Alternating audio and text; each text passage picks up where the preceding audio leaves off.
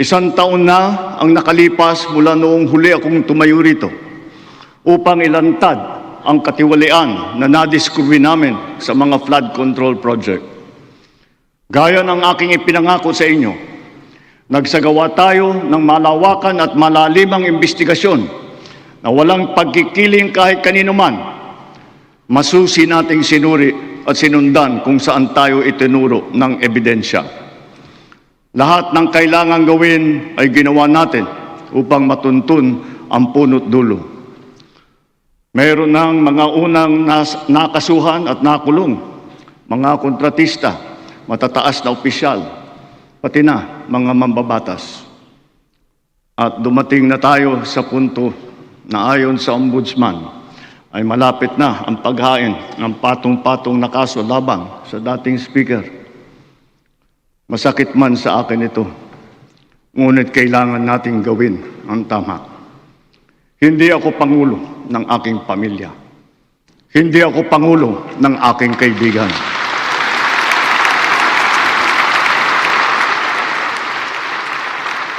Ako ay Pangulo ng Pilipinas at ang tungkulin ko ay sa inyo, ang aking mga kapwa Pilipino.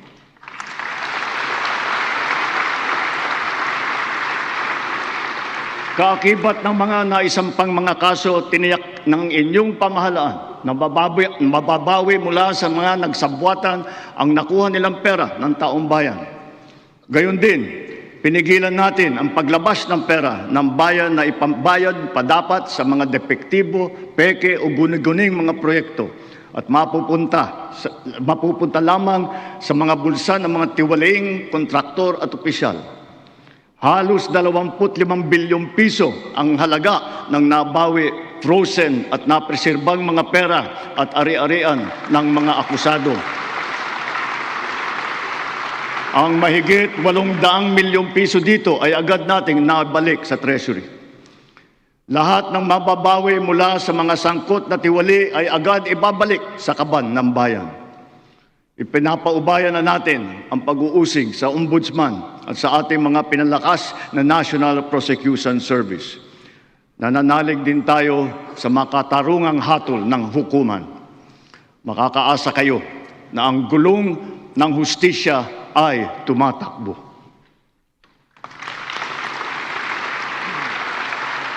Sa kabila ng mga kaganapang ito, kailangan natin umusad tungo sa pagbabago. Nakatulong ang lahat ng mga ulat at hinaing ninyo sa isumbong na Pangulo. Ang inyong pagbabantay at pakikialam sa pamahalaan ay ang susi sa paglaban sa katiwalian. Ang reforma sa DPWH ay nagsimula na. Nagpasok tayo ng mga bagong graduate kasama ang mga tuwid at maasahang mga job order at contract of service. Bukod sa mga flood control project, lahat ng mga proyekto ay sinuri at tiniyak na talagang kinakailangan at maayos mula sa plano, presyo hanggang pagpapatupad.